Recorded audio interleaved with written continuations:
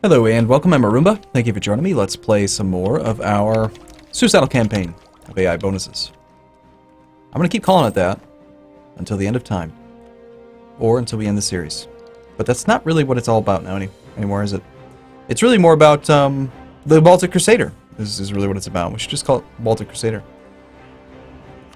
We'll take that guy. He's going to be expensive, but we'll find something we can do with that manpower. I mean, eventually, excess military points will just force me into taking a military idea group, which I think we're doing next anyway. I think we're doing offensive next. So we have the Liberation Act, humanist offensive. Alternatively, we have trade.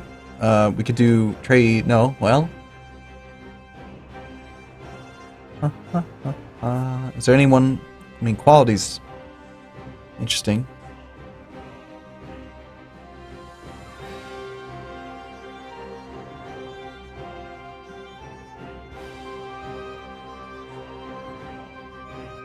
No, it's got to be offensive. Offensive is the only one that's any good.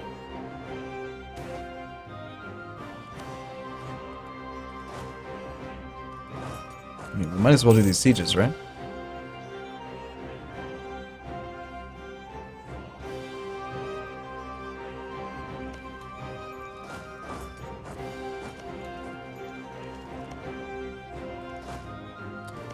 Okay, you've got 7,000 artillery. Let's give you half again. We're definitely going to take this idea now. Infantry combat ability, sweet. Now we're at 10 and 10. No disease outbreaks allowed, game. Don't even try it. I do not like having too many men in the front row, so just in case, I'm going to send one more infantry over there. Just to keep the army balanced, you know. 10 in the front, 10 in the back. We'll suffer an extra 10 men of attrition per tick, whatever. I'd rather do that. We'd probably lose more than 10 men in any battle if we had a cannon in the front row. And that cannon would be expensive to reinforce. Diplotech. Yes, we will do this. England has entered into a military alliance with Sweden. Well, that sucks. That really sucks.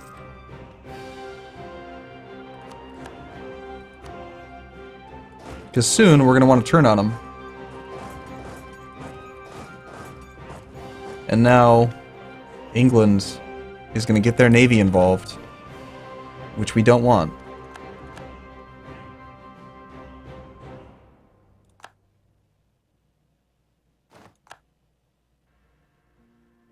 We do not want that at all. Somehow, despite having all of this go on, they still have positive war score. 21 battles, negative 14. Yeah, I mean they're really racking in a lot of war exhaustion now.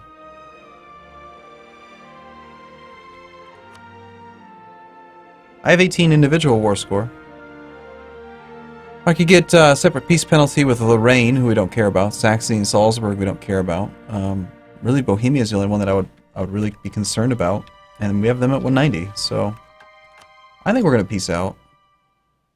We don't lose trust by doing this, as far as I know. I think you just lose the 30 opinion.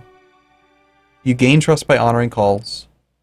You lose trust by breaking alliances, and not actually by breaking alliances. That's not true. It's you know, like breaking truces and dishonoring calls and other stuff like that. So trust is apparently going to be more evident. I mean, we can get war reps from Burgundy. Seems great.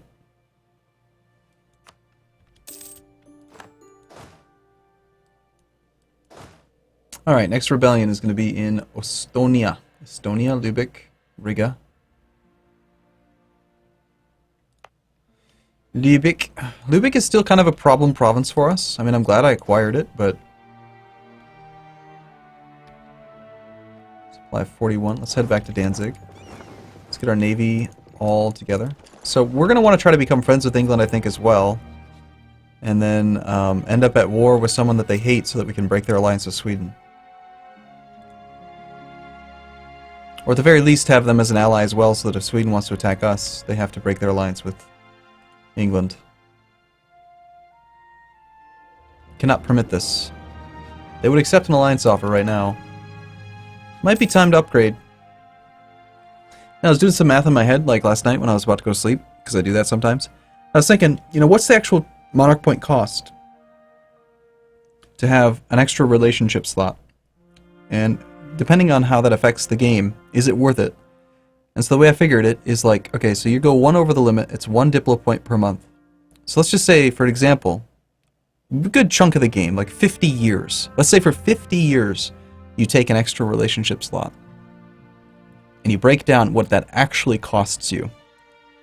1 point a month times 12 months a year is 12. Times 10 years is 120. Times 50 years is 600 Monarch points. So for the cost of 1 diplomatic technology level, 600 Diplo, you could have an extra alliance for 50 years. And when you put it into that sense, that scope, it's like, okay, if I had that 5th relationship, if I had that 5th ally, in addition to these 3 and this guy, what could I accomplish over the course of 50 years? And the answer is tons. Like, that relationship slot is so worth it that I'm thinking I'll probably pick up the extra relationship there, you know?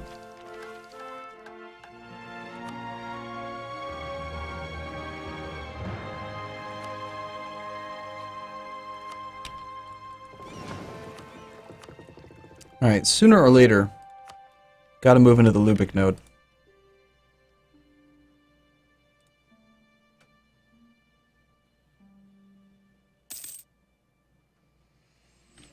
Sooner or later.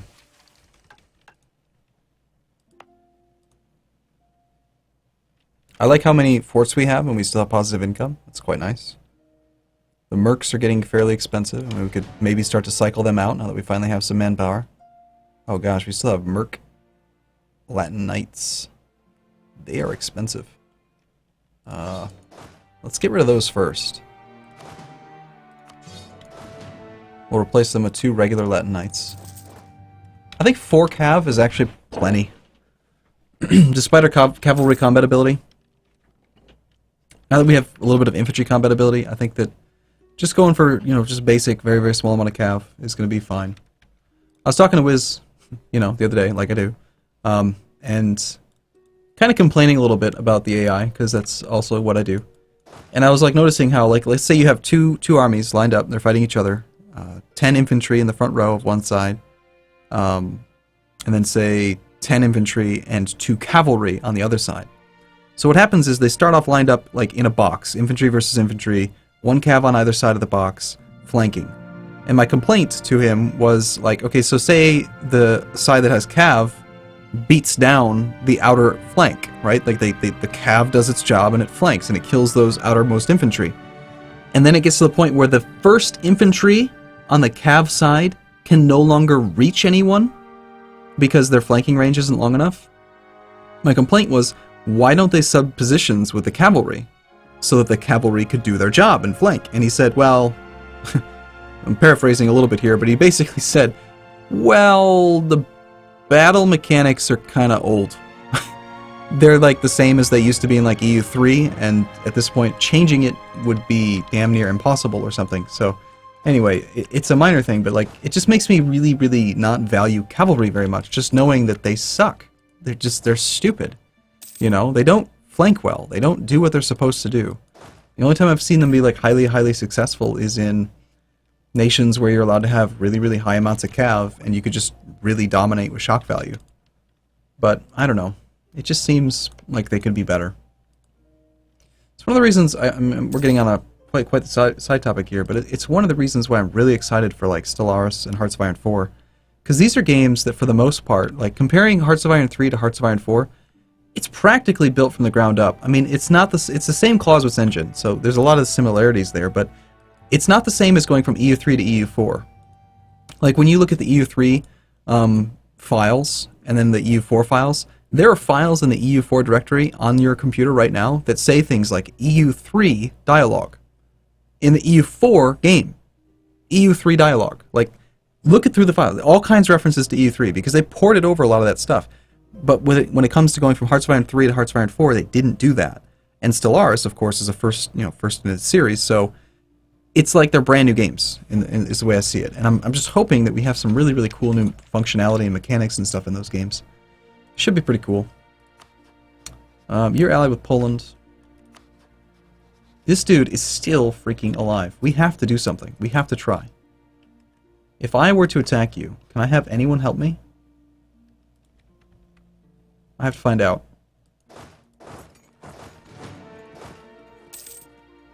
I can't believe I forgot about those cavalry mercs for so long. And they cost more than a heavy. Speaking of heavies, I want to build more.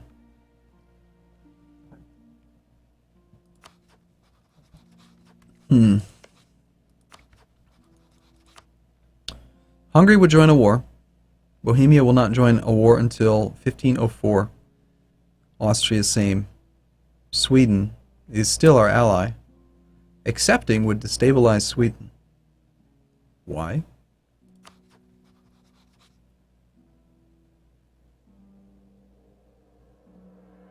Why?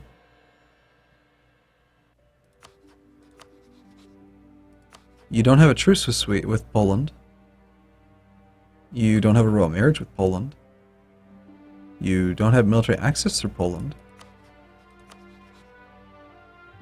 Why would it destabilize you? Great relations? Swedish opinion is at 130. That must be why. They will do stability because they have good relations.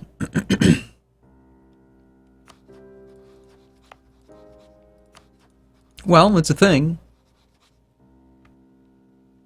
We definitely want to keep the relationship with you. Austria is probably... Austria or Hungary are one of the two that I maybe would drop off in favor of England. I do not want Sweden to call England in on me. I just feel like that would be horrible. No, Saxony is actually the one we definitely need to improve relations with. That's the mission right now. I also wish I had a third diplomat. What's it going to take for us to upgrade our government rank? The monastic order government cannot change its rank. Well, fine. Not to mention, I think as a prince in the empire, I don't think we can. Poland has declared war upon Bohemia. Oh, thank you, game. Poland's trying to attack Bohemia. Bohemia is going to call in me. I am not a co-belligerent. I cannot declare my own war. Sorry, I cannot call in my allies. So that means it's going to be Poland, Lithuania, Moldavia versus just Bohemia. This is actually really bad. On the other hand,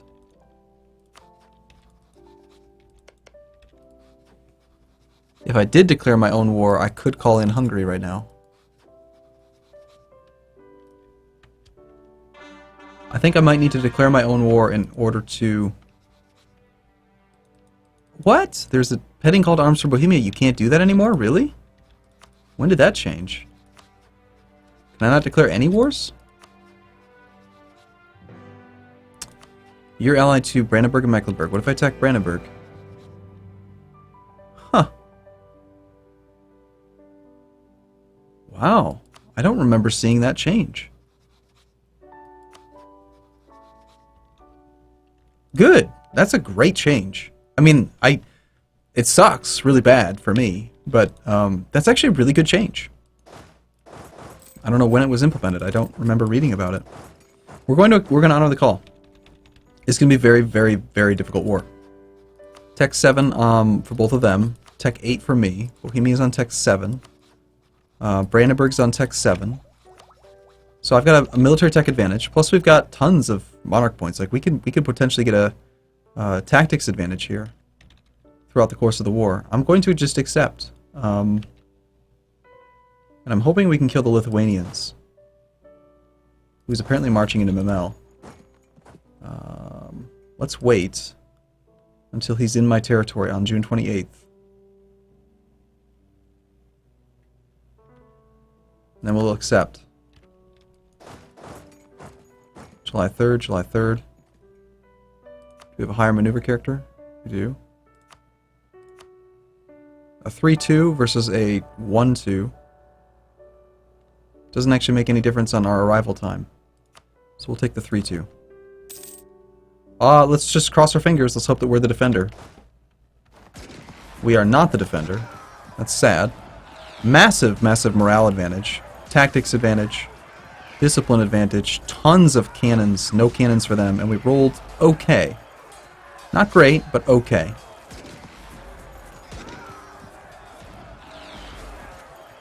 We're killing lots of Lithuanians. He rolled a 9, though, so he's doing a lot of damage. Okay. Well, it was okay. Not bad. So,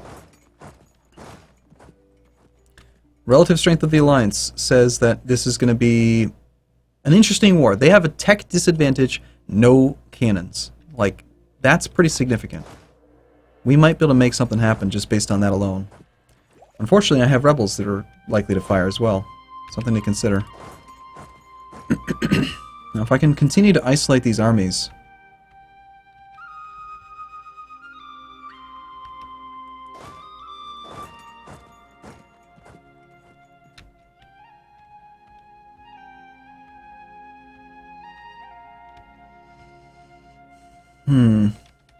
My navy. Naval-wise, I think we are totally fine. So I'm gonna go blockade this guy. I think we want to siege down Rostock. Just trying to really mess with Mecklenburg here a bit. It's a level 1 coastal fort. We could siege it very easily.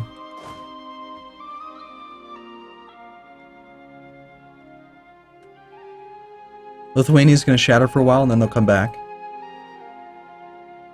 Poland, his army doesn't scare me at all, honestly. Supply is going to be fine.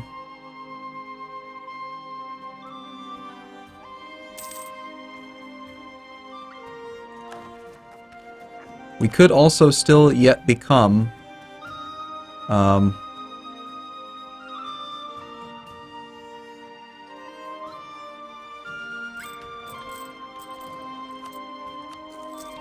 the Defender of the Faith. Okay, again, we're going to take 5 cannons with our 2 siege leader to Rostock. We're going to take one of these guys to here and keep the rest right here. We're just going to knock him out as quick as we can, and then we'll focus on coming back over here. Sweden's declared war on Brandenburg. Are you going to call me into that? You might not try to because I'm already in a war, but... Really? Brandenburg? Sweden, your place is up here. This is my place, not your place. Stay up there. Stay in Scandinavia, okay? It's where you belong.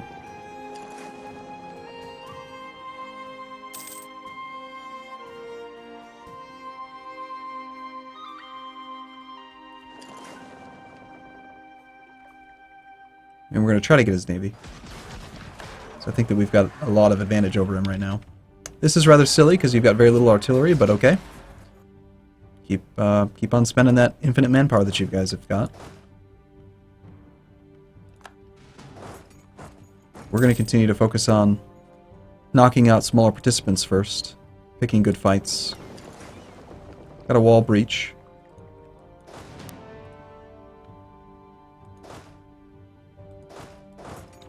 Since we can, we'll put a lot more troops over here just so that we can, you know, loot the hell out of this thing.